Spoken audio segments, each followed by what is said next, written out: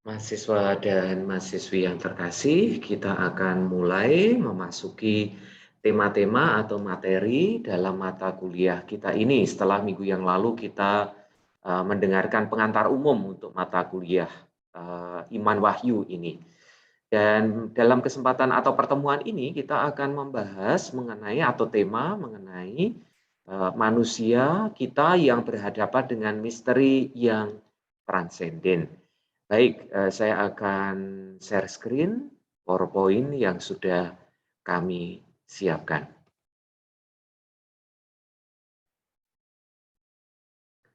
Manusia di hadapan misteri yang absolut. Mari kita perhatikan terlebih dahulu frase yang menjadi judul atau tema dari pertemuan kita kali ini. Manusia di hadapan misteri yang transenden. Kata pertama yang disebut di sini dalam frase ini adalah manusia, kita. Mungkin menjadi pertanyaan, kenapa kok yang disebut pertama adalah manusia, kok bukan yang absolut, atau kemudian nantinya kita sebut sebagai Allah, gitu. Karena titik pijak kita untuk mata kuliah kita atau diskusi kita, materi kita adalah manusia, diri kita yang mencari manusia yang kemudian berusaha untuk menemukan makna di balik yang konkret, yang kelihatan, dan kemudian berhadapan dengan sesuatu yang lebih besar, sesuatu yang lebih agung, yang kemudian dirumuskan di sini sebagai misteri yang absolut. Baik, kita lihat satu persatu, langkah demi langkah. Titik pijak pembicaraan kita adalah pengalaman religius. Teologi atau mata kuliah kita ini, Iman Wahyu kita ini, bergerak dari manusia yang mencari. Dan kemudian manusia yang menanggapi tawaran sabda dan diri Allah dalam sejarah. Tentu kalau dalam kalimat ini atau dalam pernyataan ini, sabda dan diri Allah sudah disebut, tentu ini merupakan refleksi kemudian. Tetapi yang menjadi sama seperti yang saya sampaikan tadi, kita bergerak, manusia yang bergerak, yang mencari, dan kemudian menanggapi sesuatu yang lebih besar, sesuatu yang lebih agung tadi. Kita sebut sebagai realitas atau misteri yang transenden tadi.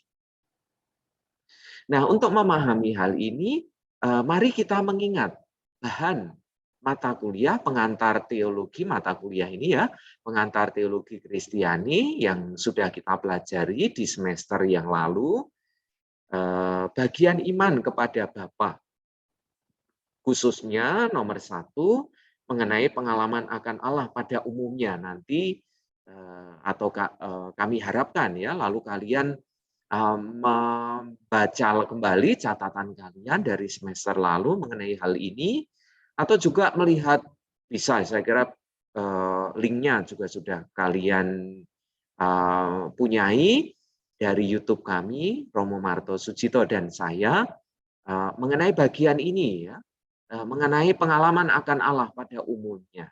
Baik, kita lihat apa yang akan langkah-langkah yang kita ambil untuk memahami hal ini. Fokus di sini adalah pengalaman religius. Pengalaman religius itu kita sebut sebagai pengalaman dasar ya, untuk mengingatkan kembali apa yang sudah kita pelajari, atau pengalaman tidak langsung yang mendasari atau yang menjadi horizon atau cakrawala dari pengalaman-pengalaman konkret atau pengalaman langsung kita. Maksudnya apa sederhananya? Di balik pengalaman konkret, di balik pengalaman langsung atau pengalaman indrawi kita, keseharian kita, lalu kita menangkap pengalaman dasar atau pengalaman tidak langsung atau kita sebut atau Rahner nantinya menyebut sebagai pengalaman transendental. Atau sebaliknya juga pengalaman transendental atau pengalaman dasar itu terjadi kita tangkap di balik pengalaman konkret, di balik pengalaman langsung atau indrawi kita. Apa yang menjadi kita sebut sebagai pengalaman dasar tadi, pengalaman tidak langsung tadi, menjadi isi, menjadi horizon, menjadi cakrawala di balik atau dalam menangkap pengalaman-pengalaman konkret, pengalaman langsung kita.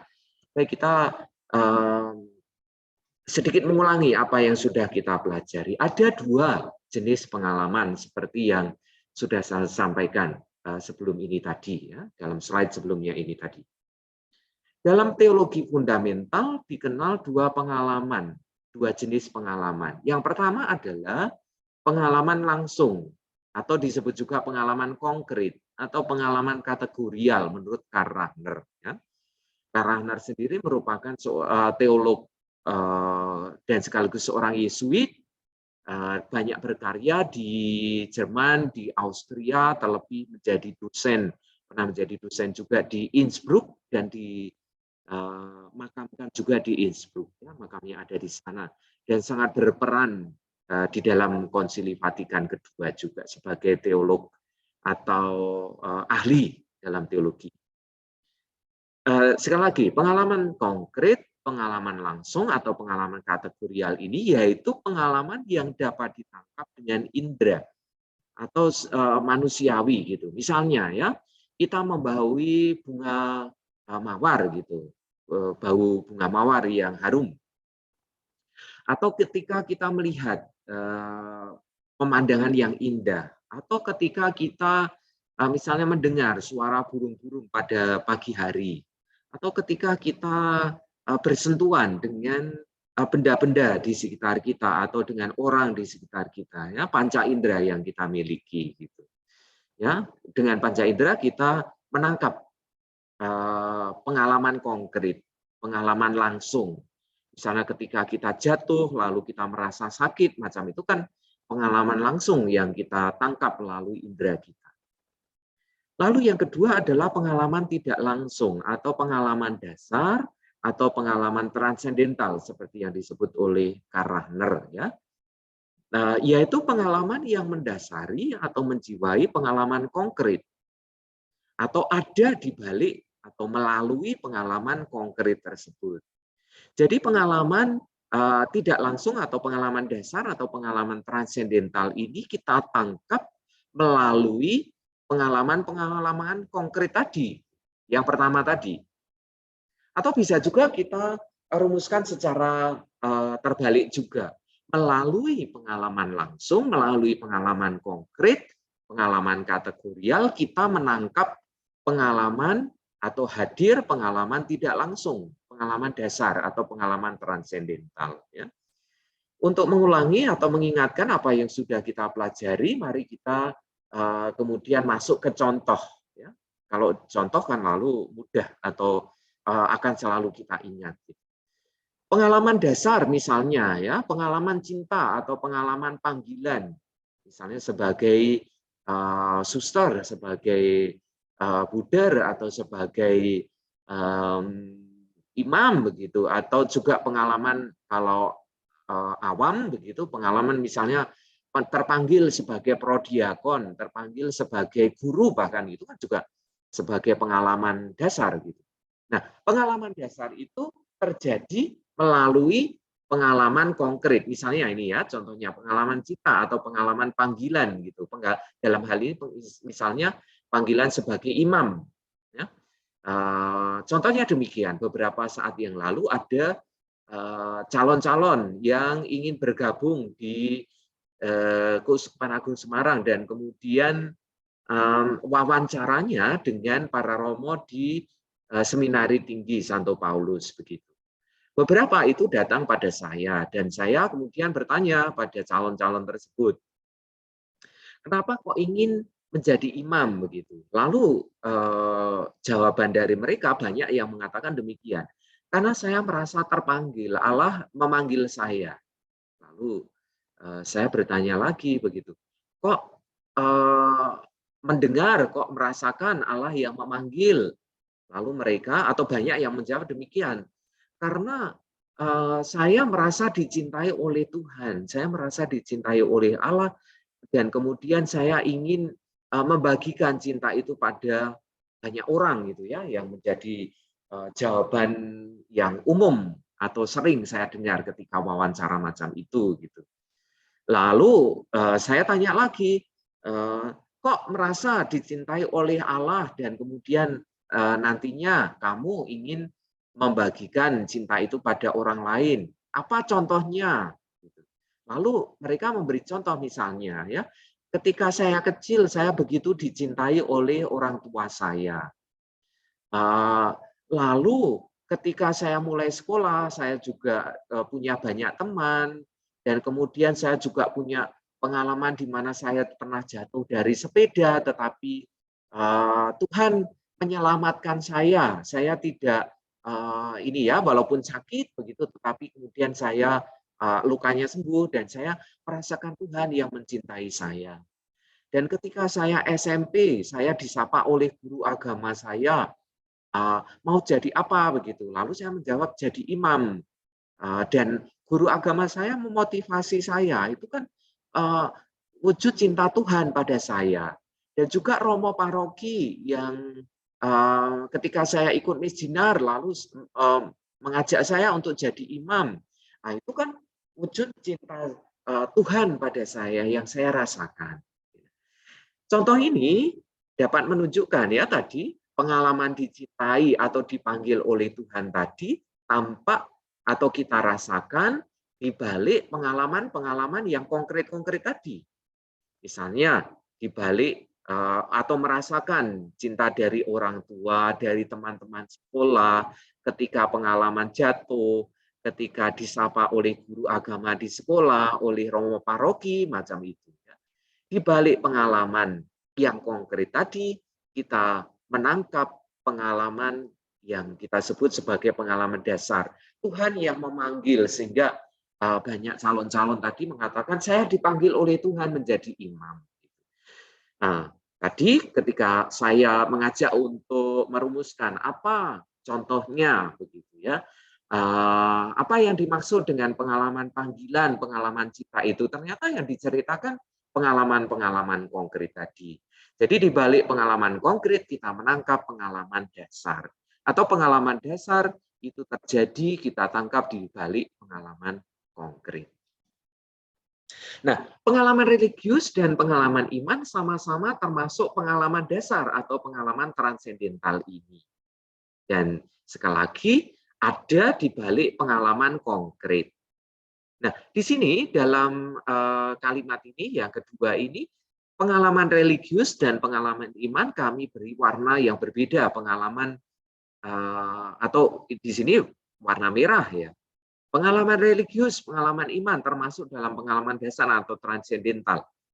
Kenapa kok disebut atau dibedakan ya pengalaman religius dan pengalaman iman? Mungkin bagi kita mirip begitu, tetapi sebetulnya berbeda ya. Mari kita lihat apa perbedaannya antara pengalaman religius dan pengalaman iman. Pengalaman religius sebelah kiri, pengalaman iman sebelah kanan ya. Apa perbedaannya ini yang akan kita lihat. Yang pertama, pengalaman religius titik pangkalnya adalah manusia atau kita atau orang yang mencari sesuatu yang lebih besar, makna yang lebih dalam di balik pengalaman yang konkret-konkret tadi. Lalu pengalaman iman yang pertama di sini titik pangkalnya adalah Allah, Allah yang berbicara, Allah yang bersabda, Allah yang menyampaikan dirinya dan kehendaknya dan kemudian nanti ditanggapi oleh manusia atau kita dalam atau kita sebut sebagai iman nantinya ya. Titik pangkalnya berbeda. Kalau pengalaman religius, titik pangkalnya manusia atau kita atau orang. Kalau pengalaman iman, titik pangkalnya adalah Allah. Itu yang pertama. Lalu yang kedua, isinya kalau pengalaman religius adalah manusia yang merindukan atau mencari Allah. Di balik yang konkret, di balik kegelisahan tadi dalam hidup manusia ada pengalaman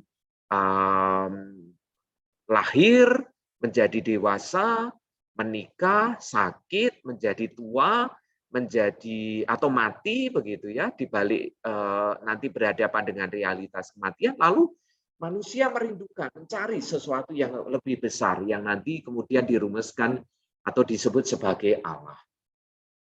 Nah, kalau pengalaman iman isinya adalah Allah justru Allah yang mencari, Allah yang menyapa manusia, Allah yang berbicara dan nantinya ditanggapi atau kita tanggapi sebagai manusia yang mendengar sapaan dari Allah tersebut. Lalu yang ketiga perbedaannya, kalau pengalaman religius, siapa Allah itu masih anonim, masih banyak sebutan, misalnya disebut sebagai yang transenden, yang agung, yang maha kuasa, yang maha besar, atau juga dalam ungkapan-ungkapan daerah kita masing-masing punya sebutan-sebutan untuk sesuatu yang besar, atau kita sebut sebagai nantinya Allah yang kita imani itu masih kita sebut dengan banyak sebutan-sebutan tadi, yang maha rahim, yang maha besar, yang maha kuasa, yang maha pengampun, yang maha transenden dan macam-macamnya. Ya, nah kalau dalam pengalaman iman yang ketiga ini ya, yang sebelah kanan, siapakah Allah sudah jelas karena tadi kan Allah yang menyampaikan dirinya, gitu. Yaitu Allah Bapa. Kalau dalam gereja kita sebut sebagai Allah Bapa Tuhan kita Yesus Kristus. Nah, ini kan banyak sekali gelar atau pemahaman yang sudah kita pelajari bersama dalam mata kuliah sebelum ini ya, pengantar teologi Kristiani. Sekali lagi Allah sudah jelas, Allah Bapa Tuhan kita Yesus Kristus. Ya, dalam syahadat kita rumuskan demikian.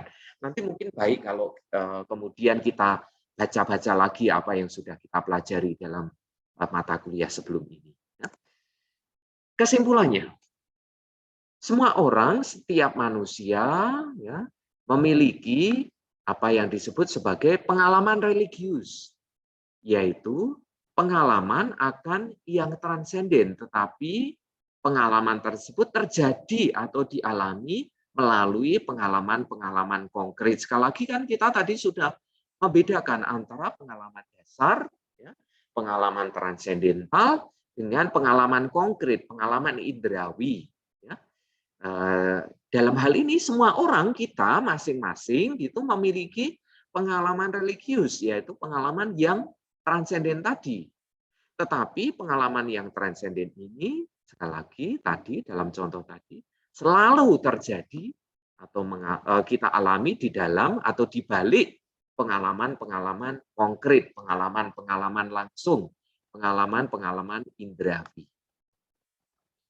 Konsili Vatikan kedua sendiri mengajarkan bahwa makna paling luhur dari martabat manusia adalah panggilannya untuk memasuki persekutuan dengan Allah. Ini merupakan kalimat pertama dari Gaudium et Spes, ya, salah satu dokumen dari Konsili Vatikan kedua, nomor 19, GS 19. Kalimat pertama dikatakan demikian. Ya. Makna paling luhur dari martabat manusia adalah panggilannya untuk memasuki persekutuan dengan Allah. Dalam diri kita ada kerinduan, ada panggilan untuk memasuki atau untuk menjawab apa yang menjadi sapaan dari Allah tersebut. Dalam diri kita ada panggilan, ada kerinduan untuk menanggapi tentu saja suara dari Allah sendiri. Ini yang dirumuskan dalam Gaudium et Spes nomor 19. Nah, dalam Katekismus Gereja Katolik sendiri nomor 27, nanti lengkapnya tentu saja dapat kalian baca ya. Dirumuskan pengalaman ini, pengalaman religius ini kita atau dirumuskan di sana dengan indah ya. Dikatakan demikian. Kerinduan akan Allah sudah terukir dalam hati manusia karena manusia diciptakan oleh Allah dan untuk Allah. Saya baca lengkapnya terlebih dahulu. Allah tidak henti-hentinya menarik dia kepada dirinya. Hanya dalam Allah manusia dapat menemukan kebenaran dan kebahagiaan yang dicari-carinya terus. Gambaran yang sangat indah ya ini. Dalam diri kita, dalam diri manusia ada kerinduan akan Allah yang sudah terukir, dikatakan demikian, dalam hati ketika kita ada menyadari kita sebagai manusia, sebagai pribadi, dalam diri kita ada kerinduan macam ini yang sudah ada dalam diri kita, ya, yang memanggil, yang menarik untuk datang kepada Allah tersebut.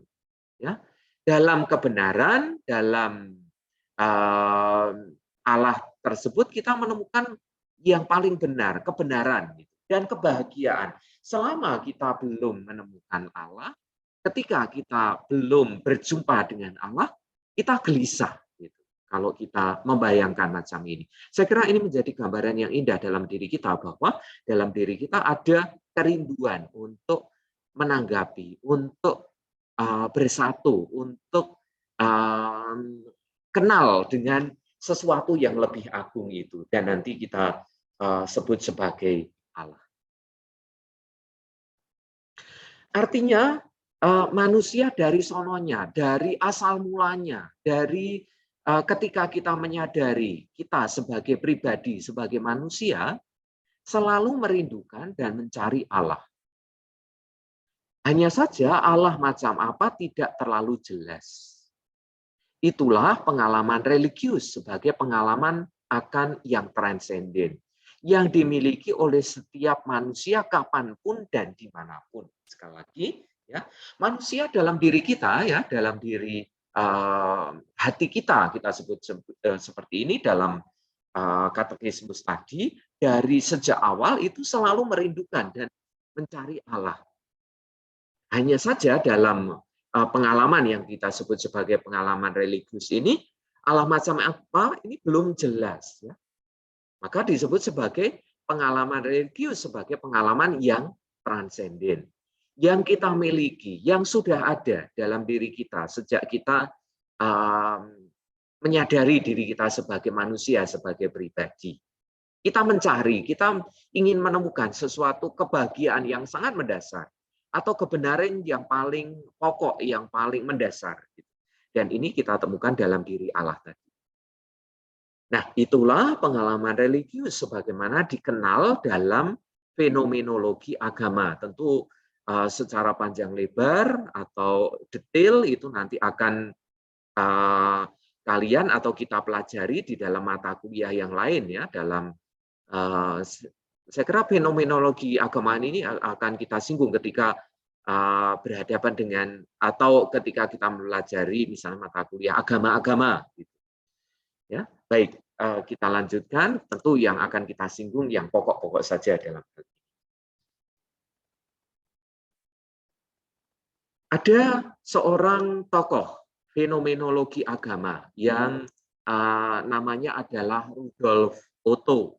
Rudolf Otto ini seorang teolog sekaligus filsuf dari Jerman, dan dia banyak bergerak atau ini pendapatnya, teorinya yang terkenal adalah dalam fenomenologi agama ini mengenai poin berikut. Yang absolut atau yang transenden itu disebut atau sebagai mysterium tremendum et fascinans. Ini bahasa Latin, sekali lagi yang di bold tebal ini, ya. Misterium yang absolut atau yang transenden itu sebagai realitas atau mysterium tremendum et fascinans. Baik, kita akan melihat satu persatu kata-kata yang dipakai di sana. Misterium dalam hal ini Rudolf Otto itu mendefinisikan sebagai yang kudus, adalah sesuatu yang tak terpahami atau yang tak terkatakan, realitas yang besar, realitas yang menarik, nanti kita katakan demikian, atau realitas yang sungguh-sungguh di luar pemahaman kita, yang tak terpahami, tak terkatakan, realitas yang begitu besar, yang sama sekali lain daripada kita, yang berbeda dari kita. Tetapi kita menyadari ada realitas itu. Lalu kata yang kedua adalah tremendum, artinya adalah kodrat yang melingkupinya, yang kudus tadi atau yang besar tadi. Dan sense takut yang ada dalam diri kita dan sekaligus hormat yang disebabkan olehnya. Ketika berhadapan dengan yang tak terkatakan, yang besar tadi, yang kudus tadi, lalu dalam diri kita adalah muncul ketakutan. Ya, muncul, tetapi takut bukan dalam arti yang negatif, ya, dalam hal ini. Takut dalam arti yang menggerakkan kita, yang nantinya menarik perhatian kita. sekaligus membuat kita hormat pada yang kudus atau yang besar, yang tak terpahami, yang tak terkatakan ini. Lalu kata yang ketiga adalah fascinans, artinya yang menarik seseorang kepadanya meskipun rasa takut itu melingkupinya, gitu. Ada, hadir. Oke, mari kita ini menangkap apa artinya kalau misalnya Rudolf Otto ini ya seorang fenomenolog agama ini mengatakan yang transenden itu sebagai misterium tremendum et fascinans, artinya ketika berhadapan dengan yang transenden, yang besar, yang absolut, yang di luar diri kita itu, yang berbeda dari kita itu, yang lebih besar atau bahkan menguasai diri kita itu, lalu muncul dalam diri kita sikap atau ketakutan tertentu, ketakutan yang dalam arti membuat kita tergerak, gitu. Bukan dalam arti yang sangat negatif begitu ya, tetapi kemudian memunculkan rasa hormat, menarik perhatian kita. Tremendum et fascinans atau fascinatum gitu ya. Dan kemudian sesuatu yang besar, sesuatu yang maha kuasa itu, yang transenden itu lalu menarik kita. Sesuatu yang atau realitas yang besar yang membuat kita takut, membuat kita hormat, dan kemudian menarik perhatian kita. Ingin mendekatinya, ingin mengenalnya, ingin menjadi bagian dari atau di dalamnya, di balik realitas atau yang transenden tadi. Pendekatan, mari kita belajar dari pendekatan transendental dari yang disampaikan oleh Karl Rahner. Ya. Karl Rahner sendiri bertolak dari ajaran skolastik. Saya baca terlebih dahulu, Potentia Obedientialis, dan juga ajaran Santo Ignatius Loyola tentang menemukan Allah dalam segalanya. Karl Rahner, tokoh yang besar dalam teologi kita, dalam gereja kita, tidak hanya dalam gereja Katolik, tetapi seluruh gereja itu banyak berperan juga, seperti yang saya sebutkan tadi, dalam Konsili Vatikan II juga berperan, sangat penting, tokoh yang besar, karya-karyanya juga begitu banyak. Pendapatnya dalam hal ini bertolak dari ajaran skolastik yang menyebutkan potentia obedientialis. Yang pertama, kita berhenti sampai di sini dulu. Gitu. Apa itu potentia obedientialis? Gampangannya ya, sederhananya, potensi, kemampuan ada dalam diri kita, obedientialis, ketaatan, kurang lebih seperti itu. Ya, dalam diri kita ada bakat, ada potensi, ada kemampuan untuk taat pada sesuatu yang lebih besar atau suara yang lebih besar. Dan juga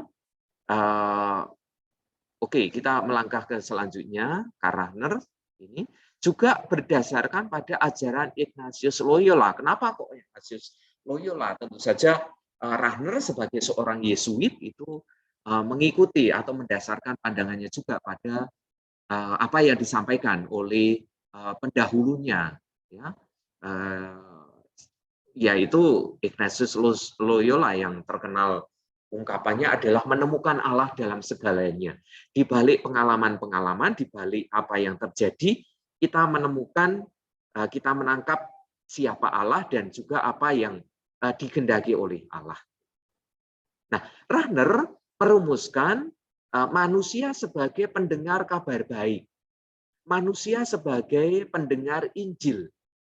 Ya, sama dalam hal ini titik pijaknya adalah manusia yang nantinya atau dalam pendekatan transendental ini Rahner merumuskan manusia sebagai pendengar kabar baik, ya, pendengar Injil begitu. Jadi manusia yang mendengarkan, titik pijaknya adalah diri kita yang mendengar. Manusia sebagai pribadi atau sebagai subjek yang dapat mendengarkan apa yang nanti dirumuskan sebagai Allah yang menyampaikan dirinya dan juga kehendaknya. Sebagai pribadi, sebagai subjek yang mandiri, yang dapat mendengarkan. Yang kedua, manusia sebagai hakikat yang transenden. Kita manusia atau orang yang dapat menanggapi yang transenden tadi karena dalam diri kita atau kita sendiri juga punya hakikat yang transenden ini. Tadi dalam rumusan-rumusan sebelumnya, dalam diri kita ada kerinduan, dalam diri kita ada, kita sebut kalau istilah ajaran skolastik ini ya, potensia obedensialis ini, ada kemampuan, kerinduan, atau potensi, atau bakat, katakanlah bukan bakat ya, tetapi kemampuan untuk mentaati apa yang disampaikan oleh yang transenden. Karena dalam diri kita ada hakikat yang transenden ini. Atau kita sendiri memiliki hakikat yang transenden ini dalam diri kita. Oke, yang ketiga, manusia sebagai hakikat yang bertanggung jawab dan juga punya kebebasan. Kita sebagai subjek, kita sebagai pribadi yang nantinya mendengar atau menanggapi atau punya panggilan yang transenden tadi, kemudian kita dapat bertanggung jawab, kita punya kebebasan untuk menanggapi itu. Kita yang mencari, kita yang kemudian mengatakan iya pada tawaran atau panggilan dari yang transenden tadi. Lalu Rahner juga mengatakan manusia sebagai peristiwa dari pemberian Allah yang bebas dan mengampuni. Sekali lagi, manusia sebagai peristiwa dari pemberian diri Allah yang bebas dan mengampuni. Sekali lagi di sini subjeknya adalah manusia, manusia sebagai peristiwa dari pemberian diri Allah yang bebas, yang kemudian menciptakan karena Allah itu nanti kita sebut sebagai karena cintanya, kemudian dalam cinta itu kemudian menciptakan manusia. Tetapi toh manusia dalam pemberian diri Allah itu tidak selalu setia gitu. Maka di sini muncul Allah yang mengampuni, artinya kendati manusia itu tidak setia, tetapi toh manusia tetap setia dan kemudian mengampuni, membawa pada kesadaran apa yang dikehendaki oleh Allah. Jadi dalam hal ini manusia sebagai peristiwa, manusia yang ada sebagai pribadi tadi sadar sebagai realitas, sebagai pemberian diri Allah. Sebagai saya kira ini rumusan yang sangat baik dari Rahner yang ditawarkan oleh Rahner. Manusia sebagai peristiwa dari pemberian diri Allah yang bebas dan mengampuni. Manusia diciptakan Allah sebagai pertanyaan dengan banyak pertanyaan yang hadir. Tadi yang saya sebut-sebut, manusia ketika hadir, ketika sadar sebagai pribadi sudah berhadapan dengan realitas kelahiran yang membawa ketidaknyamanan. Juga ketika tumbuh dewasa, ketika kemudian dalam masyarakat itu lalu misalnya menikah, lalu ada pengalaman sakit, pengalaman keterbatasan, pengalaman juga bencana, berhadapan dengan bencana, pengalaman menjadi tua, pengalaman berhadapan dengan kematian, baik itu yang menyangkut orang-orang yang dicintainya maupun dirinya sendiri. Itu menimbulkan begitu banyak pertanyaan. Ya. Jadi manusia diciptakan Allah dengan berbagai macam pertanyaan-pertanyaan yang nantinya mengarahkan pada pencarian diri, pencarian makna, pencarian arti dari dirinya atau apa yang terjadi. Lalu di balik realitas, di balik semua pertanyaan-pertanyaan tadi, jawabannya adalah ya Allah sendiri.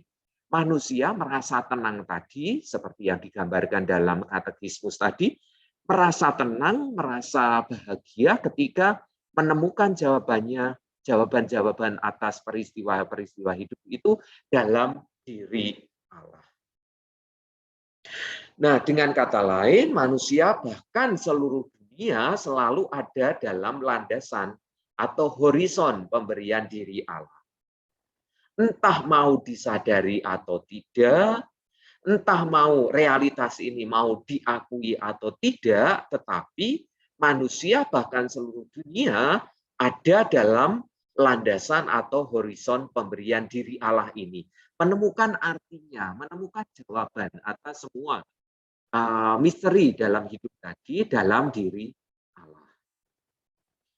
Dalam arti inilah pengalaman religius dijelaskan dari cara pendekatan transendental, ya kita disebut demikian. Karena manusia adalah makhluk yang berhakikat transenden seperti yang pada saya kira ya masih muncul dalam slide ini pada bagian yang pertama tadi, manusia sebagai hakikat yang transenden, yang mampu menanggapi yang transenden tentu saja karena kita dalam diri kita punya potensi tadi yang disebut kalau zaman skolastik punya atau dirumuskan sebagai potensia obedensialis. Atau dalam diri kita ada kerinduan untuk mencari sesuatu yang transenden tadi. Karena dalam diri kita ada atau berhakikat, punya hakikat transenden yang menemukan, kemudian memampukan kita menanggapi